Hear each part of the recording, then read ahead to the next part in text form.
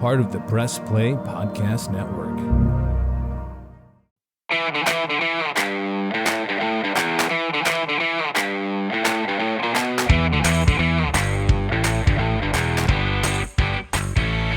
And welcome, everybody, to another edition of the Reghi and Roda podcast. This one following the Browns' big Thursday night win, 37-20, as they took down the New York Jets and clinched their second playoff berth in the last 4 years. So a lot to discuss with that. I'm Michael Reghi. Unfortunately, the sick bug got my partner, Kenny Roda. So we're certainly hoping that Kenny feels better real quick. Nothing worse than being sick during the holidays. So Roadman, get well so we can ride the wave of the Browns going into the postseason, and you can be back rolling with us on our R&R podcast. With Kenny a sideline today, pleased to be joined by my son, junior at the Ohio State University, majoring in finance, Cal Reghi. And Cal was there last night, had a real good seat. He sat in the lower level and watched that Browns 37-20 win. So, Cal, we appreciate you jumping in for Kenny. And just overall, the fans are shouting Flacco last night. And Joe Flacco has just been on fire in these 4 games he's quarterbacked, 4 wins he's quarterbacked as the Browns starter. But the pass game seems to have regenerated itself and resurfaced. And last night it had to be without Amari Cooper. So, what did you comprehend in terms of what Joe Flacco has done to get this Browns pass offense back? That, let's be honest, it kind of been dormant. It just wasn't operating at peak efficiency with the other quarterbacks before Flacco started to take over. Yeah. Well, one, hopefully Kenny feels better, being sick and everything. But yeah, I think in general, he's done a phenomenal job of not taking sacks, getting the ball out on time, and overall pretty much running Stefanski's offense the way he wants it to be run. There's been some problems with the turnovers with the offense as a whole. I think there was 4 last night. I know he had that tipped interception. That was a bad decision, but looked like he kind of knew that immediately. And then regarding the fumbles, I think that's a byproduct of, the Jets defense being very good at creating turnovers. But yeah, I mean, he's had a very strong rapport with, Amari Cooper, who was out last night. Elijah Moore was well on his way to a very strong game before he kind of had that scary head injury. And even Njoku has kind of, had his, breakout in his 7th year with Flacco. And they're really using him over the middle, those intermediate routes. And so, yeah, I mean, those hopefully, going to the playoffs, you can get Amari and Elijah Moore back, and you can have, those 3 kind of work in the passing game. And, then hopefully whatever you get from Cedric Tillman. But overall, he's done a very good job of helping, elevate this passing game. I'm concerned about it, to be honest with you. I mean, I'm concerned about the receiving core because without Amari Cooper, now you're relying on, I would think that's going to mean that that Cedric Tillman or David Bell are going to have to get involved, right? In order to, I think, keep this pass game whole. You're going to start seeing more, I think, defensive attention being paid to David Njoku now after what transpired last night. So, I mean, what's your level of concern with this offense right now? And how important is it going to be for Kevin Stefanski to some way? And Stefanski, we'll discuss him too. He's been doing an outstanding job. He's been absolutely terrific. Certainly in line to be one of the Coach of the Year candidates in the National Football League. Kind of ironically, probably with Dan Campbell with the Detroit Lions. That being said, though, run game. I mean, where are you at with it in terms of? I don't think it's an offensive line thing. I think that it's that running backs maybe not hitting holes properly, not seeing things properly at times, but just what's your overall feeling about where the running game is right now and what's got to be done to get it right again? Yeah, well, I'll hit your first point first in the talking about the receiving room. And the good thing is depending on what the Ravens do on Sunday and whether the division's still in play, you would be having about 17 days before your playoff game. So I think, those veterans like Amari Cooper and obviously Elijah Moore dealing with a head injury that's, always up in the air. And timetables are kind of hard to determine there, but I think with 17 days, assuming until their first playoff game, I think that'll be all right. I think you should have all those guys back. But with the running game, I actually think last night that was one of the strongest running games they've had in a long time. I think pretty much every game that Flacco's played so far, they've been throwing the ball about 40 or more times just because the run game has been so abysmal. And that started back pretty much in LA in Flacco's first start. And they fell behind pretty quick in that game. So it kind of, changed a lot of things there. But overall, I think last night that was one of their best performances offensively. The turnovers weren't too great. Again, some of that was the Jets defense just being good. But I think in terms of when you say the running back's not hitting the holes properly, I think that is also too that we have been as a fan base so spoiled with a top 3 at worst running back. Great point. And Great point. Someone who has phenomenal vision, phenomenal speed, just in my opinion, probably the best runner in the game. I would say McCaffrey is maybe the best all-around running back or overall running back, and I think that's true. But I think in terms of just pure running, it's either Nick Chubb or Derrick Henry, but he's been a little, falling off a little bit recently. But yeah, I mean, Jerome Ford, Pierre Strong, I thought Kareem Hunt, they kind of have had to go by committee this year and try and replace Nick Chubb's production. But I thought that was a positive sign going into the playoffs, seeing that last night against a pretty good defense and being able to throw the ball well and also run the ball well last night. Yeah, and I should have, they did run the football okay last night. I was speaking, and thank you for pointing that out. I was kind of speaking as just an overall, if there's concerns about it going forward, but I mean, offensively again, Kevin Stefanski. I know son Cal is a big Kevin Stefanski guy. And you've made me open my eyes a little bit about a few things. There were some things I had, questions about over the course of last year and this season as well. But what Stefanski has been able to do with his offensive coaches, I think to stabilize this. And a lot of it has to do with Joe Flacco, as we've said, how he's come in and played. But what he's done to stabilize this offensive system, and with the personnel that he's had to not have. But what makes you feel the best about going forward with Kevin Stefanski in terms of the offensive part of the game? Like, if I said, are you concerned at all? Or are there any concerns about that as competition started to get better defensively in the playoffs, per se? Do you have any concerns about that? That Stefanski is really going to have to start to pull some things out with smoke and mirrors. Now we're going to assume that Amari Cooper is going to be fine and back with this football team.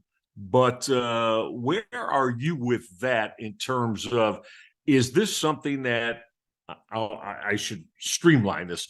Do you feel this is something that offensively that Stefanski can continue throughout the playoffs, and that this offense will continue to be productive and produce to win football games? I do. I think he has done a phenomenal job this year. Everything considered, with all the injuries they've had, all the shuffling of quarterbacks, and really, again, I mean, when you take how the 3 quarterbacks play that start of the year, Deshaun, DTR, and PJ Walker, they're much more mobile, use their legs a lot more than Joe Flacco. So in terms of understanding the QB room they had, those quarterbacks all had a similar play style.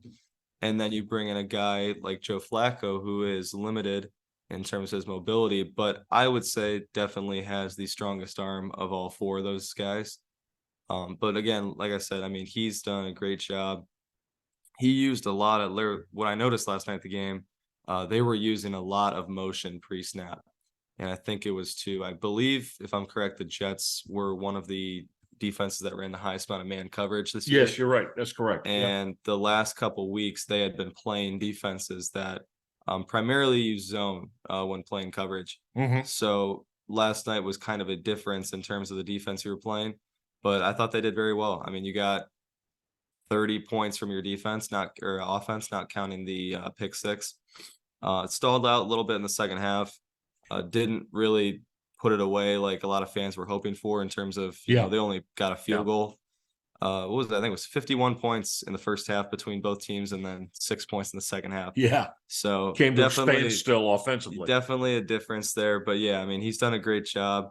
If they can keep that running game going, that was a positive sign last night. If they can kind of get that into the playoffs and be able to average about 4 yards carry or so in the playoffs, I think they'd be setting themselves up for some success, given that Joe Flacco keeps doing what he's doing. Well, yeah, I mean, that's and we're predicating everything on the fact. Look, I've seen all this before. I mean, I'm not worried about Flacco at all, to be honest with you. I mean, this guy has shown throughout the course of his career, and you know, we know what all the playoff wars were with him as you know, running the show for the Baltimore Ravens. So I'm not worried about Flacco at all. I'm just hoping that you know, the current Browns running backs right now, you know, I mean, I get it. They're but you know, they're younger running backs that are were, you know, they're brought to this football team to be guys that could carry the ball, what, you know, 7, 8, 9 times a game and spell Nick Chubb. And suddenly that goes out the window. So, you know, maybe I'm being a little bit too hard on them, but, you know, it's like the old saying, this is the National Football League, right? It means if you don't produce, it's not for long. So listen, I know and I know the Browns think very highly of them, but you know, what is your, you know, feeling about the backups and that are having to now be top line guys behind Nick Chubb, the two of them? Yeah, well, obviously Kareem Hunt was not even assuming that Chubb stays healthy all year. I really doubt they ever reach out to Kareem Hunt about coming back because you know, everything considered, it seemed like they wanted Jerome Ford to be the backup this year, and then you know, 5 quarters into the season, Chubb gets hurt, and now, you know, he's the starter going forward. I think one of the traits he lacks compared to Nick Chubb is vision. It does seem like when you watch all 22, or, you know, when they have the sky cam on, it does seem like he misses a lot of open holes or the cutback. Little herky-jerky in his running. So, you know, it's a little bit different than Nick Chubb. But again, like I said last night, I thought that was one of his better games. I think he had a little over 60 rushing yards, I believe, and he had a good yards per carry. So I think he'll be fine. You know, Kareem Hunt kind of lost a step, but he's good. Are you surprised at that? Let me interrupt you, but I'm a little bit surprised. He's pretty much now the red zone guy. Hell, red zone, he's pretty much inside the 10-yard line guy.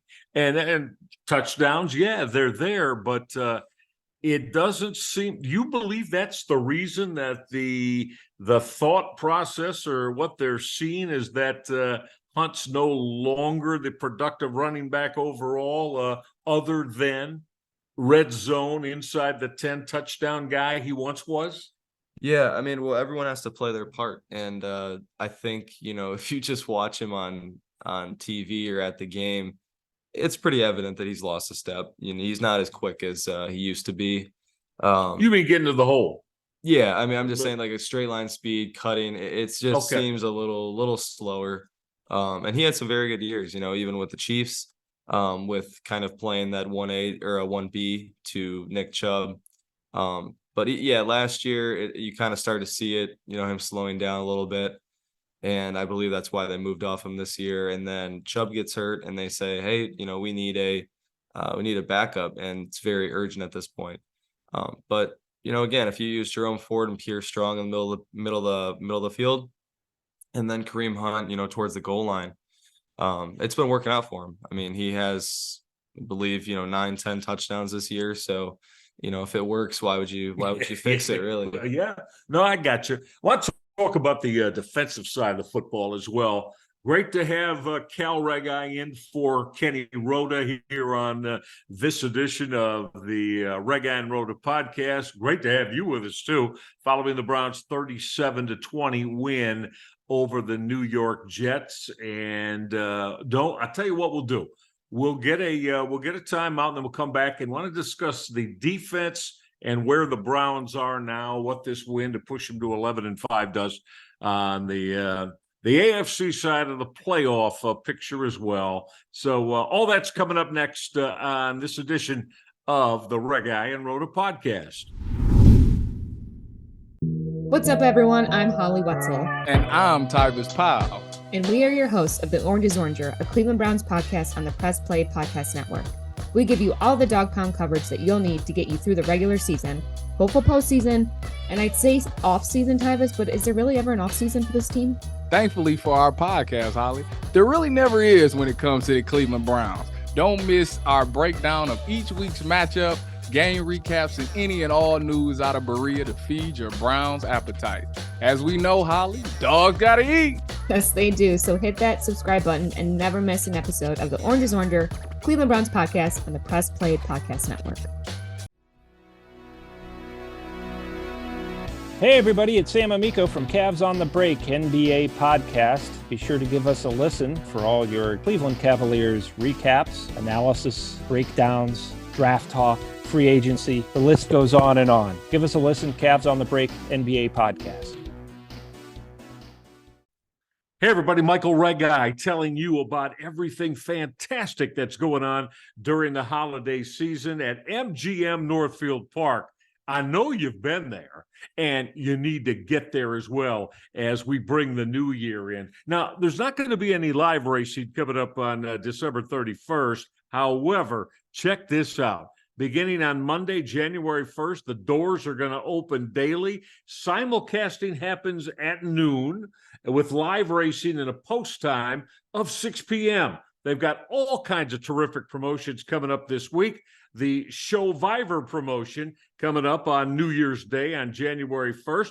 You select one horse in each race, races 3 through 12, and if that horse finishes in the top 3, you win, you stay in. If you lose, well, the last person standing, think of it this way, wins $1,000. Okay? It all happens on New Year's Day, Monday, January 1st, live racing every Tuesday, Wednesday, Saturday, and Sunday throughout the month of January with post time at 6 p.m. Make sure you're part of it. Hey, you know the old saying, you can't win unless you get there and feel the excitement. All of that coming up at MGM Northfield Park. Looking for new insights on the Cleveland sports scene with a unique side of Cleveland sports history? Then you found the perfect podcast. I'm John Sable. And I'm Scott Sable, and we're hosts of the Sable Brothers on the Baseline podcast, a podcast about Cleveland sports, but not your typical podcast about the land's sports teams. Join us as we embark on a journey of sharing a unique and historical side of Cleveland sports history with the help of some former Cleveland sports stars and other historical figures. All right here on the Sable Brothers on the Baseline podcast, part of the Press Play Podcast Network. Welcome back to this edition of our Reghi and Roda podcast. Great to have you with us. And you know what else is great? What else is great is the opportunity you're going to have at MGM Northfield Park, our terrific sponsor. We love them, and we love when you go out and let everybody know at MGM Northfield Park that you are a big follower of the Reghi and Roda podcast. They've got a sensational month of January coming up for you. Live racing every Tuesday, Wednesday, Saturday, and Sunday. The post times are 6 p.m. There's center stage live shows coming up in the month of January that you've got to get in on so that you don't miss any of the outstanding entertainment that goes on at MGM Northfield Park. And when you get there, you tell them that you're an Reghi and Roda podcast listener and that we sent you to enjoy all the fun at MGM Northfield Park. Welcome back, everybody, to this edition of the Reghi and Roda podcast following the Browns' compelling and convincing 37-20 Thursday night win over the New York Jets to move to 11-5 on the year. Hey, I want to give the big shout out to our man Ty Courts as well, producer extraordinaire. Ty doing a fabulous job, always does for us, and nothing happens in the Reghi and Roda podcast without all of the effort, assistance, and strength of Ty Courts. So Ty, as always, appreciate everything you do, buddy. Kenny Roda down under the weather. Kenny, feel better, get better soon. Not fun at all to be down during with illness during the holiday season. That's what Kenny is dealing with, and we hope that he gets better very, very quickly. Cal Reghi, my son, is junior at the Ohio State University, is joining us today. Cal was at the game last night and saw this Browns win. All right, I want to swing it over, Cal, to the defensive side of the football. This continues to be, to me, I think, as we know, I mean, this is the Browns' absolute strength. I mean, everybody has so much confidence in this defense. Last night, overall, I mean, the Jets hit them with a couple of big plays, but overall, how did you feel the defensive performance was, with an eye, too, on going forward and what's going to be needed from that unit in the playoffs? Yeah, well, I thought they played very strong. And before I say anything, let's preface it by saying the Jets offense is, I believe, the worst in the league. So I just want to make sure that you had to preface that, just understanding that. Yeah. But yeah, I mean, they gave up 13 points. You know, obviously the Jets scored 20, but one was on a pick six. Kind of, killed the energy in the stadium when they went right down the field on their first drive and scored on that, Breece Hall, drag route over the middle. I think they isolated him against JOK, kind of cleared everyone else out. So, I mean, it was a good drive for them. But then after that, didn't get a whole lot, only 2 field goals. They really did not push the ball down the field at all game. I mean, I think Trevor Siemian barely threw the ball past 15 yards or so. And I think in terms of, what Jim Schwartz has done with this defense this year, I think it's, nothing short of remarkable. I mean, yes, they picked up a lot of guys in free agency and the draft, but they've had a lot of injuries on that side of the ball as well. I mean, you got Ogbo Okoronkwo out, Grant Delpit out, Anthony Walker, Juan Thornhill, Denzel Ward missed some time this year. And, I mean, guys keep stepping up. I mean, Ronnie Hickman, undrafted out of Ohio State. Big play, huh? Yeah, he had a pick six last night, and I think that was kind of felt like that was coming soon because he had a couple picks in the preseason, and he looked like he had some pretty good ball skills as a safety. But, I mean, D'Anthony Bell playing, he made some nice hits. I like him. Yeah, You like? I mean, no, their he's a hitter. I was just going to say he's a hitter. Their safeties have stepped up very well, as has everyone pretty much on that defense this year. Miles finally got that sack. It's been a pretty elusive the past few weeks, which was nice. But he was, kind of watching the game. He was constantly in the backfield. It was just more, if they were playing a quarterback that held onto the ball, for a second or so, he would have had almost 5. It was just Trevor Siemian towards the end was just checking it down. But one thing too, I will say, being at the game, and you can see it on TV too, but especially being at the game, it is fun to see them. It does seem like they are just having fun this year. They are constantly dancing. They're constantly, and that's more the defensive backs, tend to dance a little bit more, but it just does seem like that they are playing extremely loose. And I think, going into the playoffs now, I mean, again, it's yes, I think you should be expected to win a playoff game at this point, but it also seems like, the way they're playing loosely, you're playing with house money because everyone knows how injured you are. And I think, people will applaud your efforts in getting the playoffs and then winning a game or two, regardless of how the outcome turns out. I mean, the fact that they're in the playoffs and at 11-5 is really remarkable and shows how much I think Jim Schwartz has done to this defense. I love Schwartz. I'm a big Schwartz guy. All of you R&R podcast listeners do as well. And I just think that, it's the way that Schwartz, it's not just about their scheme and how they look to put. I think Schwartz kind of instills a confidence in his defensive unit that it's almost something that you can see, you can feel, and that unit, I think they love them some Jim Schwartz because of the way he allows them to play. And I think that's a huge part of how successful they've been is because of, maybe allowance isn't the right word, but again, I think they're in lockstep and they're in tune with Schwartz and understand that he's going to give them some latitude to express themselves as individuals and as players. And it's working because defensively, I mean,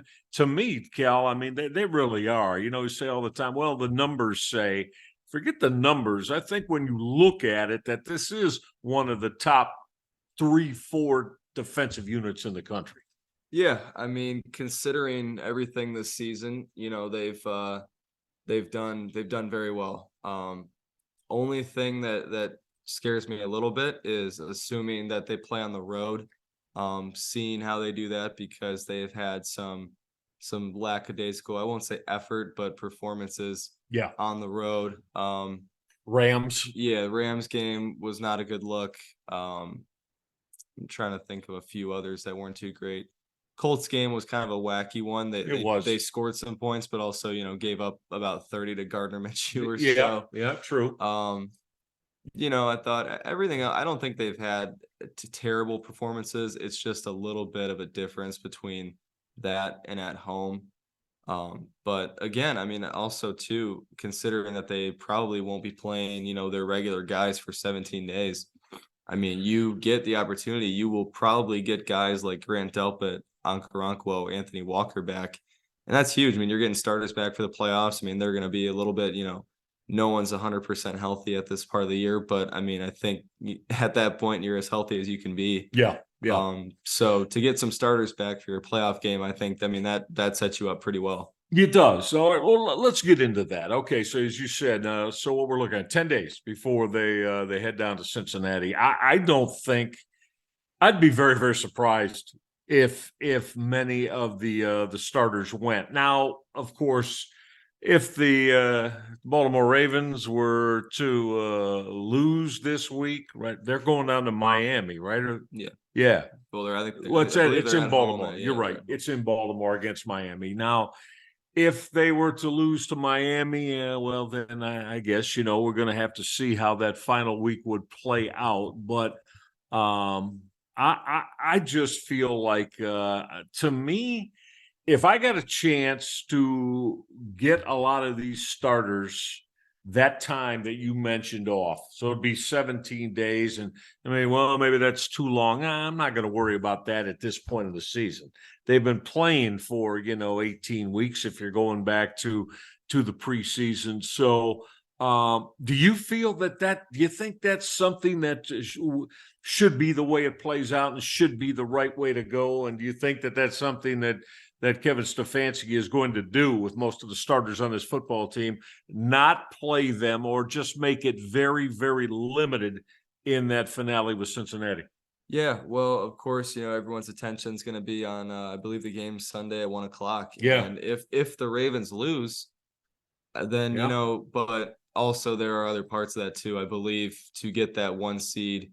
Well, okay, if we're talking about 1 seed, I think Buffalo would have to beat Miami in then week 18. I think that's right. So there's some moving parts there, but in terms of the division, again, I mean, I think that's, the coaching staff needs to have 2 plans. And I'm going to assume for my opinion, I think Baltimore is going to win that game pretty convincingly.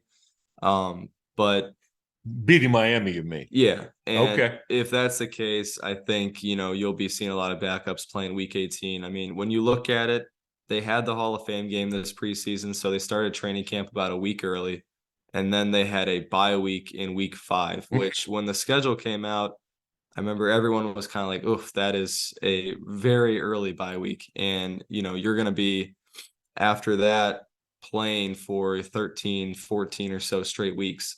And, that is tough once you get into colder weather, to keep, putting guys out there. And a lot of these teams, they have week 8, week 9, week 10 bye week right in the middle of the year.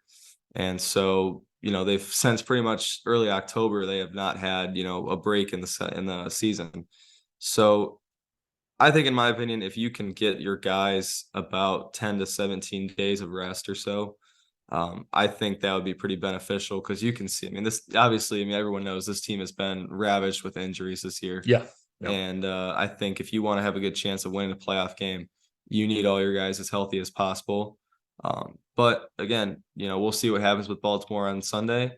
If they do end up losing, then, as a coaching staff, I think that's what's more important to you, the playoff game and health or trying for the division. Because even if you play all your guys on Sunday against Cincinnati, there's no guarantee that you win it. That's right. And I think it would hurt a lot, to play that game, not win the division, and then maybe have an injury or two that's pretty significant. So they have to think about all that. I would prefer personally probably sitting the guys, like Miles and Njoku and all them. But again, I'm not in the coaching staff. So, none of us are. Yeah. And that's what makes all our conjecture, right? As we like to play coaches, right, on TV and radio and on podcasts, but that's not reality. So, all right, how do you see all this playing out, Cal, as we kind of we fast forward and wind it down? I've said here on R&R, we discussed it coming down the home stretch even last week,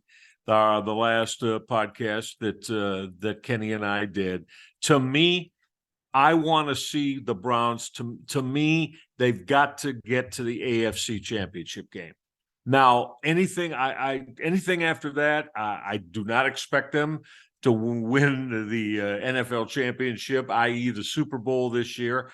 I didn't expect. Now, when the season began, I thought that get to the AFC Championship game, obviously meaning that, you've had a successful year, and I think that would put the cherry on top. Reality-wise, what do you see as you bring out your Cal Reghi crystal ball? What do you see that could be the bottom line for the Browns this year? And do you think that that's something that could be realistic to win a couple of playoff games to get to the AFC Championship game? And, of course, we don't know what the matchup's going to be, but could it be realistic in your mind? I'm going to say no. I don't think this year that's very realistic.